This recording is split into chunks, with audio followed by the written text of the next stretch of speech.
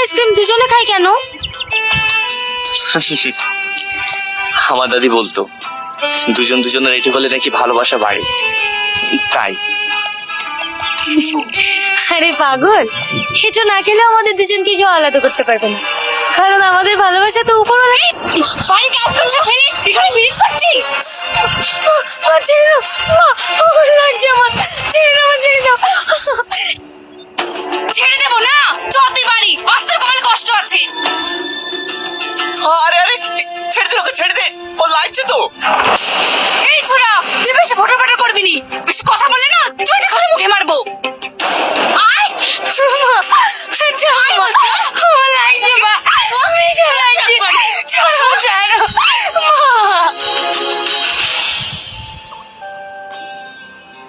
খাওয়া দাওয়া তো হলো, তাহলে এবার মেয়েকে ডাকি। না না, মেয়ে ডাকতে হবে না, মেয়ে আমার আগে থেকে পছন্দ। আপনাদের কোনো আপত্তি নাই তো? না না বাবা, আপত্তি থাকবে কেনে, হে তো আমাদের সৌভাগ্য, তোমার মতো ছেলে আমার জামাই হবে, এর থেকে আনন্দের কিছু হতে পারে? তাহলে বিয়ের ডেটটা পাকা করুন।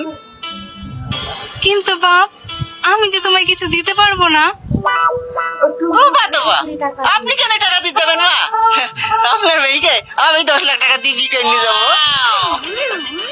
হ্যাঁ, তাই নাকি? শুধু তাই না, আমার শুধু দোকান আছে, মনের মতন ভালোভাবে গয়না পড়তে পাবেন। আমি সবই জানি ভাই, এর জন্যই তো এই ছেলের সাথে মেয়ের বিয়ে দিতে চাই।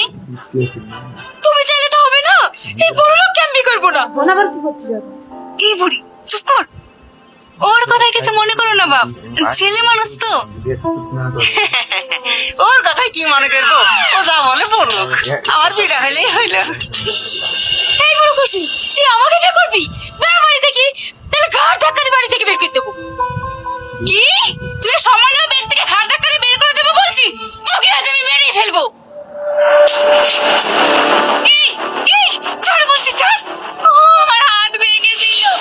এই ছাড় বলছি, ছাড়। আর একবার যদি সামনের গায়ে হাত তোলেন না, তাহলে আমি আপনার হাত ভেঙে দেবো। তোর সাহস তো মন্দ না, আমার মেয়েকে আমি মারবো, তাতে তোর কি? কারণ আমি সালমাকে ভালোবাসি।